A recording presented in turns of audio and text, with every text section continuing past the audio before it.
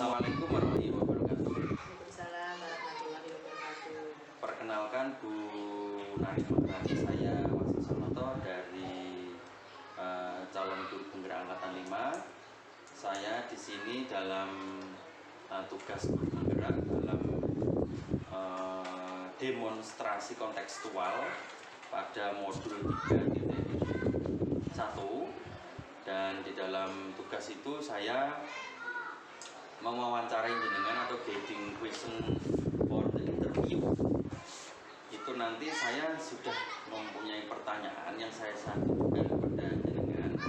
Nanti mohon dijawab ya Bu, sebisanya sendiri. Oke, kita mulai.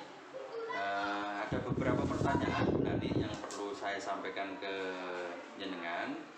Pertama ini begini Bu, selama ini bagaimana Anda mengidentifikasi kasus-kasus yang merupakan dilema etika atau rujukan moral? Iya, monggo. Iya. Ya, pada dasarnya kalau dilema etika di sekolahan kami itu ya ada banyak seperti yang saya sampaikan tadi di awal. Ya, bagaimana cara menyikapinya? Tapi ya kita harus memprioritaskan dulu mana yang benar-benar urgent harus diselesaikan saat ini. Jadi mendahulukan yang penting dulu ya Bu. Penting dahulukan. Mendahulukan kepentingan yang penting ini maksudnya bisa dikategorikan umum atau untuk kepentingan umum bersama atau untuk pribadi Bu? Kepentingan umum.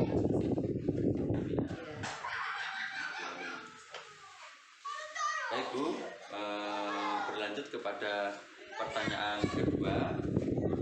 Selama ini bagaimana Anda menjalankan pengambilan keputusan di sekolah Anda, terutama untuk kasus-kasus di mana ada dua kepentingan yang sama-sama benar atau sama-sama mengandung nilai kebajikan? Namanya kita sebuah organisasi ya, satuan pendidikan artinya. Jadi kan seorang kepala sekolah tidak mungkin mengambil keputusan sendiri. Hal pertama, jika ada masalah, tentunya kita akan mengangkat itu. Kita cari solusinya bersama. Jadi pertama mencari solusi bersama nih, istilahnya dirapatkan dulu nih. Dirapatkan dulu ya. Karena meskipun sebagai kepala sekolah kita tidak boleh sewenang-wenang langsung seperti ini. Ya, ini harus kita cari dulu kesepakatannya bersama dulu. Nah, baru setelah itu kita memutuskan. Setelah kita melalui rapat, kita putuskan. Jadi pertama dirapatkan dulu, kemudian kedua hasil kesepakatan rapat diputuskan, kemudian disepakati bersama. Itu terima kasih. Kemudian pertanyaan berikutnya, langkah-langkah atau prosedur seperti apa yang biasa jenengan lakukan selama ini untuk menyelesaikan masalah tadi? Langkah-langkahnya bagaimana? Apakah dalam bisa disebutkan Bu dalam proses rapat itu harus begini atau bagaimana? Saya ngikutlah caranya jenengan gimana? Iya. Misalkan ya Mas ya, kalau awal tahun ajaran baru ini saya di kasus ya, misalkan kasus awal tahun ajaran baru kita kan mengadakan pertemuan dengan Iya. di situ kan ada usul dan saran dari Bapak Ibu Wali. Ya. Kemudian beliau waktu rapat beliau menyampaikan, saya ingin menyampaikan usulan, dia monggo saya terima usulannya. Beliau menyampaikan usulan, kenapa kalau di sekolah kita kok tidak pernah memberi seragam gratis? Oh iya. Padahal di sekolah lain ada beberapa yang memberikan seragam gratis. Bagaimana menurut ibu kepala sekolah? Bagaimana kok kita tidak bisa memberikan seragam gratis untuk anak-anak di sini? Begitu ya, langsung saja saya tanggapi. Terima kasih, itu masukan yang baik. Saya tanggapi saja. Karena apa? Kita bekerja berdasarkan juknis. Oh iya. Jadi kita bekerja berdasarkan juknis. Dalam BOS selama ini ada juknis yang menyatakan bahwa uang BOS itu dapat digunakan untuk membeli seragam. Jadi ya dalam rapat itu saya sampaikan bahwa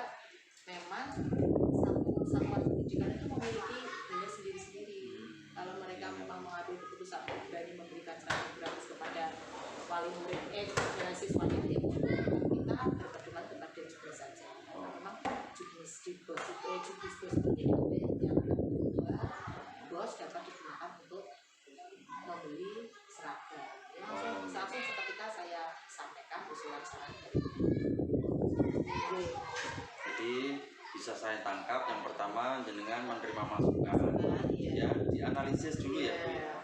Kemudian setelah jenengan analisis berbenturan dengan hukum atau dengan peraturan apa tidak, baru jenengan memutuskan, gitu ya Bu ya. Jadi dianalisis kemudian diputuskan berbenturan dengan peraturan atau hukum tidak, baru kemudian mengambil sebuah keputusan. Diputuskan lah ya. Iya. Oke. Berikutnya Ibu, langkah-langkah apa saja yang selama ini Anda anggap efektif, menurut jenengan efektif dalam pengambilan keputusan pada kasus-kasus di 5 etika di SD Negeri 4 Ngeraus ini? Paling efektif Ya, yang paling efektif ya itu Mas, ya Pak Alasis ya. ya, Kita kan tadi sudah membicarakan dulu, kita simpulkan mana yang lebih penting dulu yang kita prioritaskan, dan diambil sebuah keputusan. Itu saya rasa sudah efektif, Efektif, ya itu sudah efektif. jadi bisa saya ulangi ya Bu ya. Yang pertama, ketika ada permasalahan di SD 4 Ngeraus ini, jenengan pertama itu rapat dulu dengan para pemangku kebijakan ya. Kemudian Bapak Ibu guru juga dilibatkan. Kemudian hasil rapat itu diambil keputusan yang prioritas, mana yang lebih utama. Baru kemudian diambil keputusan bersama.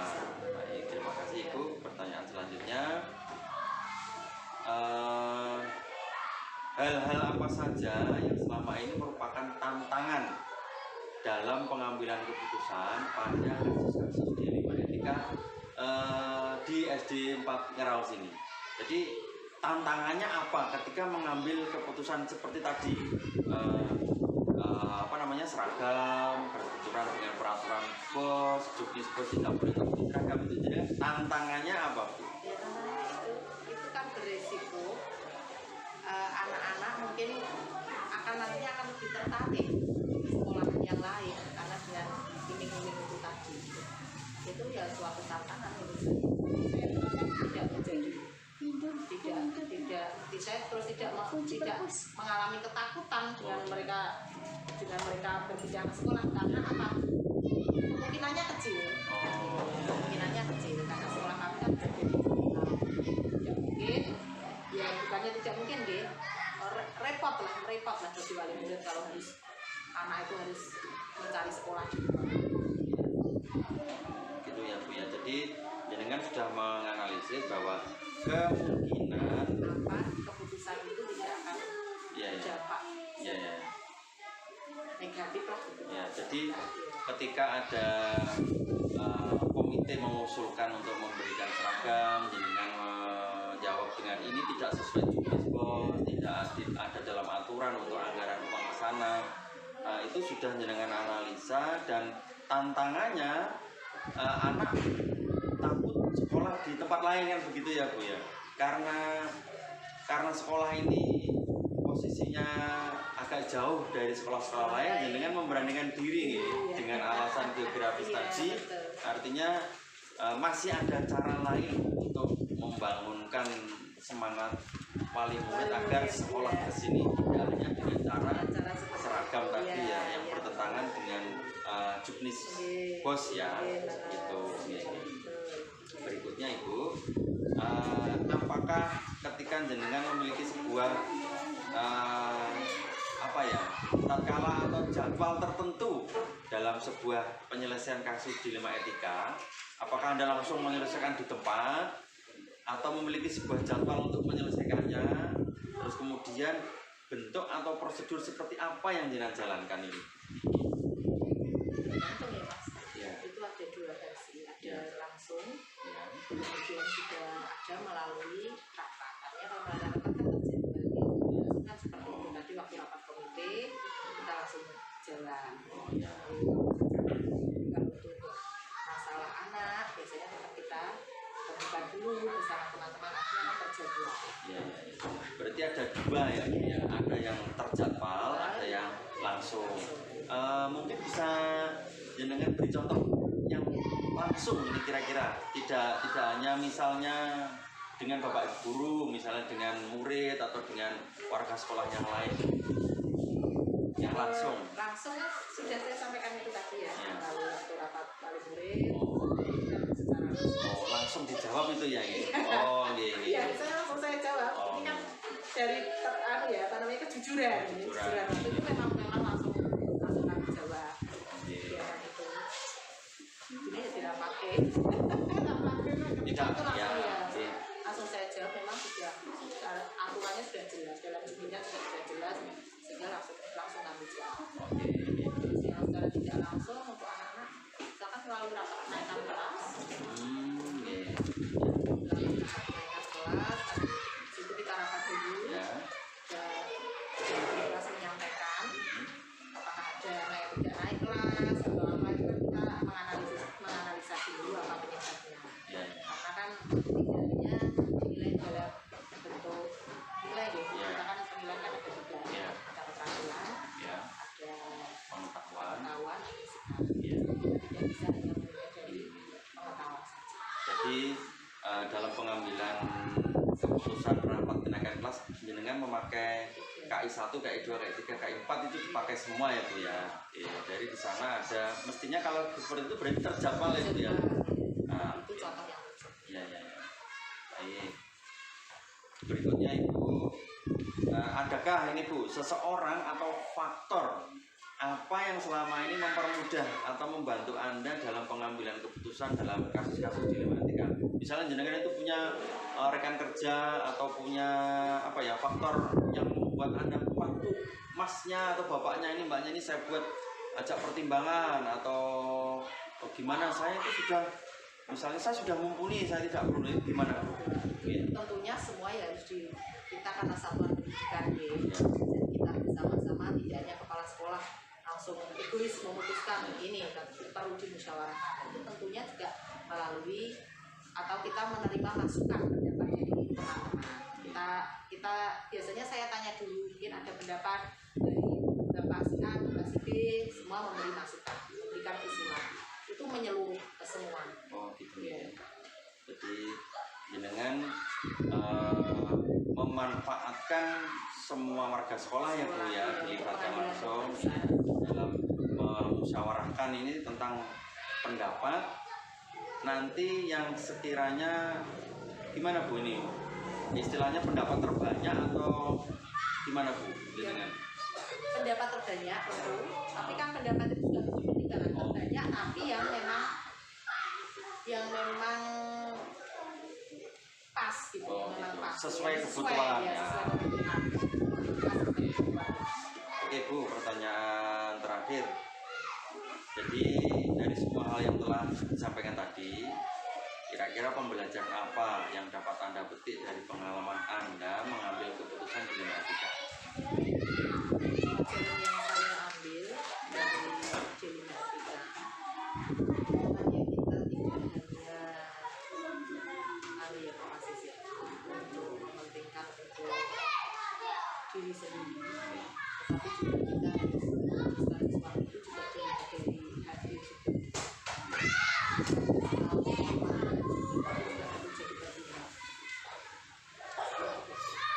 Berarti memutuskan masalah itu dari perasaan ya Bu ya, hati nurani, kemudian jangan semena-mena, tetap perasaan juga tetap kita kenal. berarti perasaan, hati nurani, dan kekeluargaan ya Bu ya. Berarti mungkin bisa kasih sayang masuk di dalamnya ya Bu ya, bisa kasih sayang. Kemudian kalau kekeluargaan di sini mungkin rekan-rekan guru di sini ya Bu ya. Oke. Saya kira cukup Bu Nani. Saya mengucapkan terima kasih atas kesediaan waktunya jenengan untuk menjadi relasi saya dalam wawancara. Saya mengucapkan terima kasih sekali lagi, dan saya mohon maaf, mohon undur diri, kurang lebihnya mohon maaf. Wassalamualaikum warahmatullahi wabarakatuh. Terima kasih, saya juga ucapkan terima kasih kepada Pak Wasis, mudah-mudahan dengan kegiatan ini panjenengan mendapatkan pengetahuan atau pengalaman Amin. Terima kasih. Semangat CGPA. Amin. Terima kasih. Lulus sampai selesai kegiatan tidak ada. Amin, amin. Assalamualaikum warahmatullahi wabarakatuh. Waalaikumsalam warahmatullahi wabarakatuh. Perkenalkan Pak Yadi, saya Mas Sonoto dari CGP Angkatan 5 Kabupaten Blora dari SD Negeri 1 Kaleng. Hari ini saya akan mewawancarai Bapak Suyati dalam program pendidikan guru penggerak pada modul 3.1 demonstrasi kontekstual. Bapak Yadi berkenan nggih? Berkenan. Ya, oke. Baik Bapak, hari ini saya akan mengajukan beberapa pertanyaan. Kita santai saja. Ini dalam rangka tugas kita fleksibel. Oke. Pertanyaan pertama ini Bapak berkaitan dengan kasus-kasus yang ada di sekolah ini.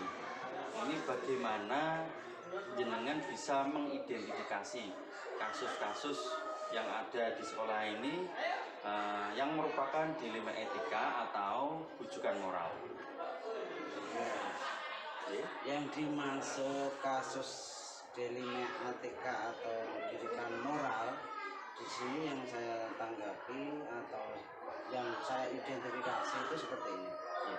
Saya mempunyai dua kasus yang sama-sama mempunyai nilai-nilai yang penting, sama Ya. pentingnya, sama-sama benarnya, dan apabila saya disuruh milih jawaban mana yang benar mana yang salah, ini sama-sama benar. Jadi dalam memutuskan sesuatu itu istilahnya kasus itu sama-sama pentingnya. Betul. Dan saya disuruh milih, itu yang saya maksud kasus dilema etika atau Rujukan moral. rujukan moral ini.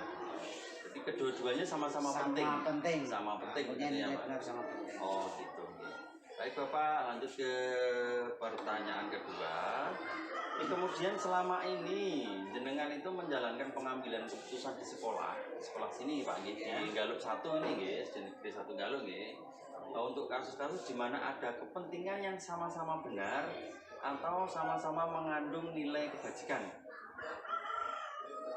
Biasanya yang saya lakukan dalam menentukan atau memutuskan kebijakan atau kasus itu tadi, saya lihat dulu kasus itu nilai kebajikannya, ya kita pertimbangkan dampak kedepannya bagi siswa itu gimana. Terus selanjutnya berpihak enggak pada siswa itu keputusan kasus itu kalau yang saya keputuskan, dan mempunyai nilai kebijakan dan bisa dipertanggungjawabkan itu dalam menentukan atau memilih dalam menentukan kasus. Jadi Pak Yadi menganalisisnya dari masalah ini bagi siswa itu penting apa Penting tidak? enggak? Ya betul sekali. Berpihak pada murid apa tidak? Betul. Mungkin ada lagi Pak Yadi? Ya, hanya ini saja dulu ya. Iya. Oke, yang pertanyaan ketiga. Kemudian langkah-langkah prosedur seperti apa yang Anda lakukan selama ini Pak di SD Negeri 1 Galuh ini? Ini langkah saya biasanya dalam mengambil keputusan itu, Ya. setelah mempertimbangkan kasus itu penting dan tidaknya, kita minta masukan kepada rekan-rekan guru, bagaimanakah kasus ini dapat dipecahkan, terus kasus itu bertentangan enggak dengan norma-norma atau nilai-nilai. Setelah itu baru kita ambil keputusan ya sesuai dengan peraturan. Iya. Jadi yang pertama itu meminta masukan kepada rekan guru, warga sekolah lah ya. Kemudian yang kedua Kasus itu bertentangan ya. iya, bertentangan dengan hukum apa tidak begitu ya Pak? Ya, norma-norma, terus baru kita putuskan dan diambil keputusan. Iya, berarti ada 3 langkah ini Pak ya. Yang pertama meminta masukan kepada warga sekolah bertentangan dengan norma apa tidak, kemudian baru memutuskan ya Pak ya. Memutuskan. Oke. Pertanyaan keempat Pak. Hal apa saja yang selama ini jenengan anggap efektif dalam pengambilan keputusan pada kasus dilema etika? Yang paling efektif dalam jenengan mengambil keputusan? Yang paling efektif untuk menentukan itu apa? Mengambil keputusan itu ya tadi kita kerjasama sama guru, kerjasama sama guru dan memecahkan bersama-sama. Itu yang paling efektif. Iya. Semua permasalahan dirembuk atau dibahas dengan terus guru baru diputuskan ya Pak. baru diputuskan. Oke, lanjut Pak. Pertanyaan kelima. Hal-hal apa saja yang selama ini menurut jenengan itu ada tantangannya Pak dalam pengambilan keputusan? Dalam hal menentukan keputusan yang menjadi kendala saya, yang pertama itu adalah keraguan dalam mengambil keputusan itu. Iya. Terus kemudian nilai ragu-ragu enggak, saya mungkin ada keraguan. Terus mungkin saya menerima informasinya itu, memahami informasi ke kasus itu kayak saya kurang paham mungkin. Terus mungkin karena kurang paham akhirnya tergesa-gesa di dalam menentukan keputusan. Saya ulang ya Pak ya. Jadi yang pertama keraguan Ya, ragu dalam mengambil. Ya, yang dalam mengambil keputusan ada ragu-ragu. Yang kemudian yang kedua kurang menganalisis Memahami, ya. memahami informasi tadi atau permasalahan lah. Iya. Nah, Kurang memahami permasalahan itu. Yang ketiga apa Pak? akhirnya tergesa-gesa dalam pengambilan keputusan yang tergesa-gesa. tergesa-gesa. Oke, lanjut Pak. Pertanyaan ke-6. Apakah Pak Yadi ini memiliki sebuah skala atau jadwal tertentu dalam sebuah penyelesaian kasus dilema etika? Apa langsung diselesaikan di tempat? Apa menunggu jadwalnya ini dibuat dulu baru nanti diselesaikan bagaimana Pak? Dalam mengambil keputusan yang bernilai tadi apa? Dilema etika itu tetap saya jadwal atau bisa reng-reng dulu. Setelah itu kita rapatkan, kita pecahkan bersama. Setelah itu baru kita lihat dampaknya bagi kelompok atau individu gimana dampaknya. Terus setelah kita dampaknya, terus apa? Kita baru ambil kalau tahu dampaknya ini baik bagi siswa atau menguntungkan siswa, keputusan itu baru kita tetapkan. Jadi begitu ya Pak ya, prosedurnya jenengan rapat dulu, kemudian dijadwalkan dulu ya,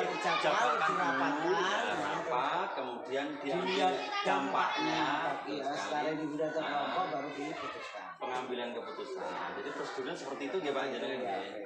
Pertanyaan ke-7 Pak.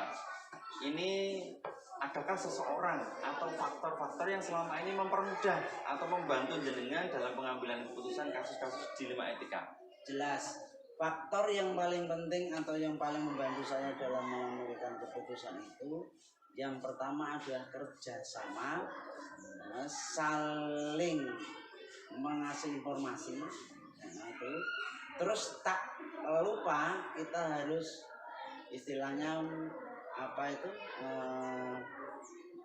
minta dorongan kepada yang ada di atasan kita, seperti pengawas mungkin, bahkan pengawas atau mungkin wali murid atau pada kepala sekolah yang sudah senior dalam menentukan keputusan itu kita bisa tepat. Jadi yang menurut jenengan faktor yang penting itu kerjasama, bertukar informasi dan dorongan dari pimpinan yang lebih atas dan mungkin bisa juga kepada kepala sekolah yang sudah senior. Iya. Jadi istilahnya jenengan itu punya panutan begitu ya. Pertanyaan yang ke-8 Pak Yadi. Dari semua hal yang telah disampaikan, pembelajaran apa yang dapat Pak Yadi petik dari pengalaman Anda mengambil keputusan dilema etika ini? Pengalaman yang paling berharga di dalam saya mengambilkan keputusan itu kerjasama, saling memberi informasi, itu, dan tak lupa dengan yang ada di atas kita, pemangku kepentingan, terutama dalam hal pemangku kepentingan. Saling memberi informasi dari pemangku kebijakan gitu Pak. Pemangku kebijakan.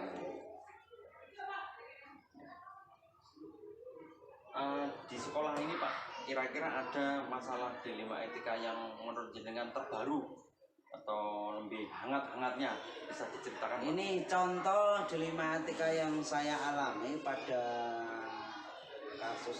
kasus-kasus ini yang baru-baru saya terima. Itu ada siswa, salah satu siswa di dalam pengetahuan dia itu kurang, tetapi dalam hal prestasi yang lain seperti olahraga itu dia berpotensi betul. Kalau kita biasanya kalau dalam menentukan kita mau mengadakan kenaikan, anak ini dinaikkan tidak, padahal dia sudah punya prestasi tapi terlambat dalam itu kasus-kasus itu Mas yang membuat kadang kita perlu pecahkan bersama. Jadi intinya dari akademis kurang tapi dalam non akademis dia punya bagus. Nah itu Pak, jenengan ketika mengambil keputusan itu ada yang sekiranya menjadi titik poin penting sampai jenengan bisa memutuskan ini deal seperti ini. Iya. Gimana Pak? Titik poin yang paling penting yang saya ambil adalah gini, secara kemanusiaan, secara kemanusiaan anak itu mampu yang lain walaupun dia kurang di hal pengetahuan. Oke. Berarti jenengan secara tidak langsung sudah istilahnya mengambil keputusan berpihak pada murid ya Pak? Iya, oke itu. Jadi secara sepintas gambarannya anak itu mempunyai potensi lain yang tidak ditemukan di dalam akademik. Tapi di non akademik dia mampu. Itu yang saya gunakan poin-poin untuk menentukan keputusan. Itu ya Pak. Terus kemudian Bapak Ibu guru di sini kira-kira kalau dibuat prosentase Pak, seberapa besar mendukung program jenengan ini ketika jenengan udahlah ini dinaikkan saja karena prestasinya lebih bagus di non akademiknya, ini bisa membantu kita nanti di istilahnya Popda atau Popseni gitu ya Pak. Itu ada beberapa rekan guru yang mendukung, ada yang tidak, itu bagaimana Pak jenengan?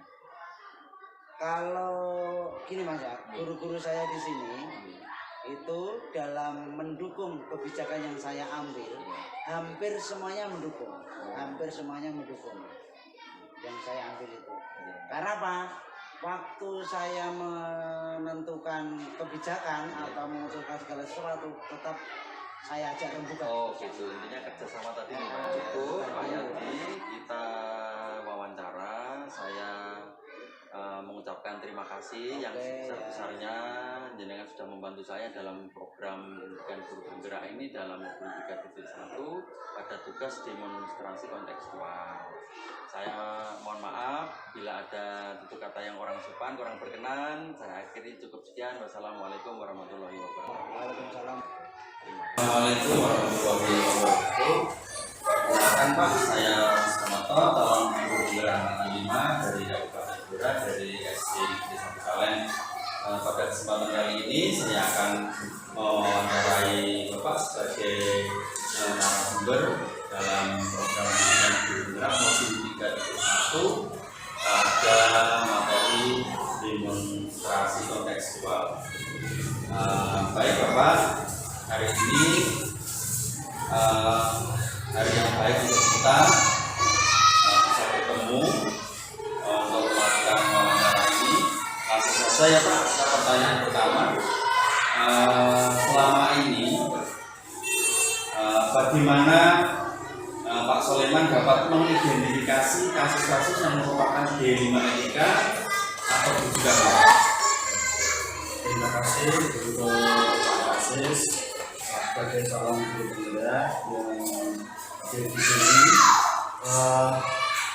yaitu dalam kasus-kasus dilema etika ini identifikasinya memang kita lihat dari personal guru secara langsung, kira-kira pelajaran apa yang kita ketahui. Nanti bermacam-macam karakteristik tentunya dari guru tersebut, karena kita juga bisa mengetahui apakah pelajaran apa yang ada di sekolah. Jadi kita bisa secara langsung maupun bisa karena dengan teman sejarah. Dan intinya ada seperti itu di identifikasi masalah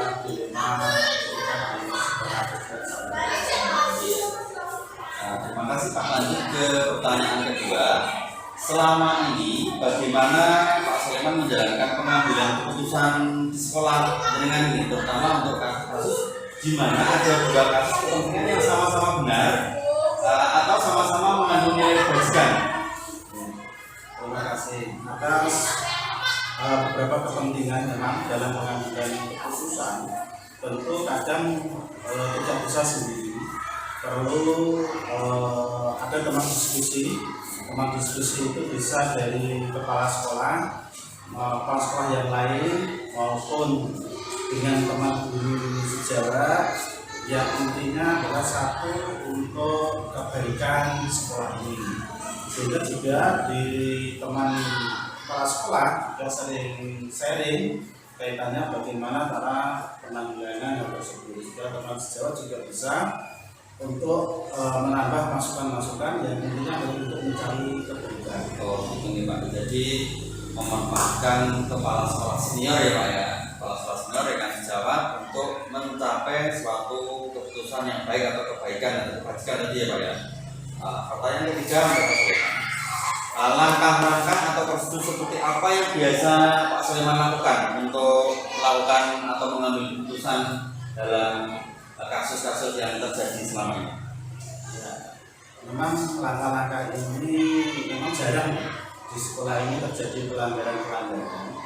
Namun kalau ada pelanggaran ini biasanya berupa teguran lisan, namun itu sifatnya umum di dalam sebuah rapat yang tentu tidak menyinggung perasaan satu orang secara langsung, sehingga dalam teguran yang secara umum itu yang merasa melanggar itu tidak langsung merasa dia adalah melakukan kesalahan. Namun apabila masih terjadi lagi, barulah diingatkan secara langsung ke personalnya. Namun itu pun juga harus dibuat senyaman mungkin untuk tidak istilahnya tidak tersinggung, agar dia dalam bekerja pun sesuai apa yang ada, sesuai dengan aturan. Oh gitu ya Pak ya. Jadi yang pertama teguran secara umum melanggar apa, yang kedua secara personal ya Pak ya, tetapi dengan cara yang nyaman agar tidak mengganggu kinerja yang bersangkutan ya Pak. Oke Pak, lanjut ke pertanyaan keempat.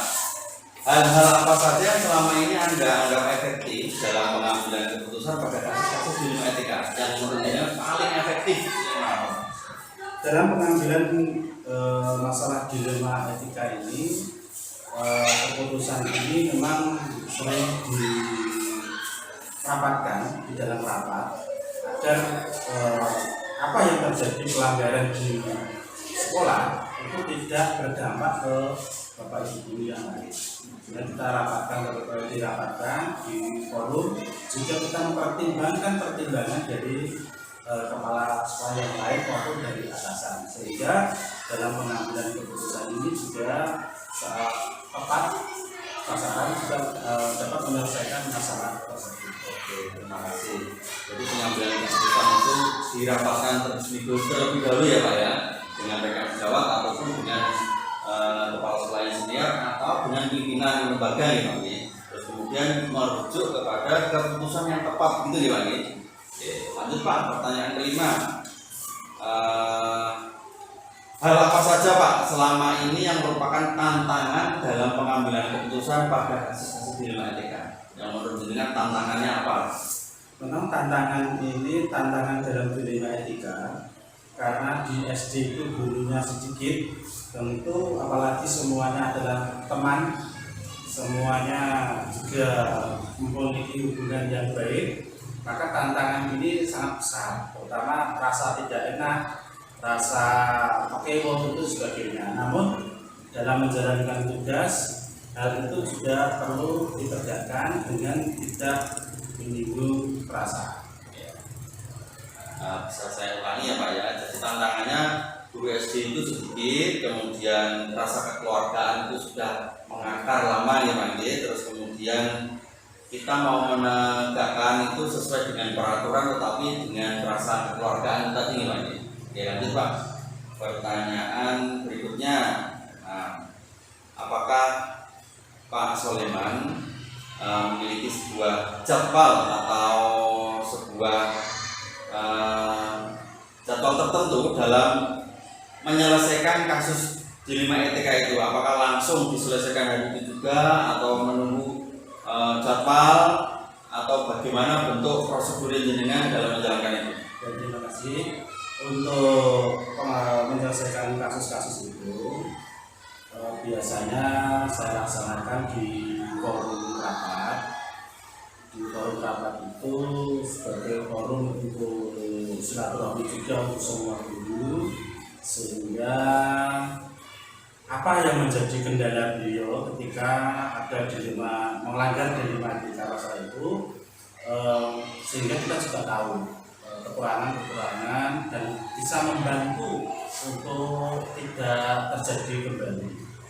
Saya kira seperti itu, sehingga dilema etika meskipun di sini ini jarang sekali terjadi, mungkin juga kasus yang masuk terlambat, namun alhamdulillah sudah semakin lama semakin baik. Jadi pada intinya dengan menyelesaikan masalah itu terjadwal ketika ada rapat, begitu ya Pak? Iya. Pertanyaan nomor 7 Pak. Ini Pak, adakah seseorang atau faktor-faktor yang selama ini mempermudah atau membantu Pak Soleman dalam pengambilan keputusan dalam kasus dilema etika ini? Faktor-faktor yang mempermudah ini memang rasa kekeluargaan kita ini sangat besar, sehingga ketika kita itu berusaha untuk menegakkan hal-hal atau aturan ini menjadi tidak ada kendala, karena ketika kita laksanakan ini yang bersangkutan langsung bisa menjalankan dengan baik, sehingga tidak ada kendala-kendala tentang hal itu, apalagi sistem keluargaan sudah berjalan dengan baik. Jadi jenengan ketika ada pertanyaan tadi, faktor apa yang selalu mempermudah, menurut jenengan kekeluargaan itu yang paling mudah ya Pak ya, untuk menegakkan sebuah kesalahan-kesalahan itu sehingga menjadi sebuah kelebihan atau nilai kebajikannya muncul begitu. Selain itu juga ada contoh yang baik dari para senior, sehingga untuk mudah untuk diikuti yang lain. Oh, berarti ini istilahnya idola ya Pak ya, contoh atau idola senior. Oke. Baik Pak, dari semua hal yang telah disampaikan tadi, pembelajaran apa Pak yang Pak Soleman petik dalam pengambilan keputusan dilema etika ini? Dalam pengambilan keputusan ini memang faktor kekeluargaan sangat penting. Ketika keluarga ini ada hal yang negatif satu, itu akan mudah diatasi. Tapi kalau banyak yang negatifnya, juga akan menjadi kendala yang sulit sekali untuk diatasi. Jadi faktor kekeluargaan ini yang bernilai positif ini istilahnya dimanfaatkan terus ya Pak ya, jangan sampai artinya kalau misalnya ada sesuatu yang mengganjal satu atau dua orang guru atau karyawan nanti bisa diselesaikan secara gitu nih Pak. Sehingga kalau faktor kekeluargaan itu bisa berjalan dengan baik, saya kira kasus-kasus dilema etika ini tidak akan pernah terjadi.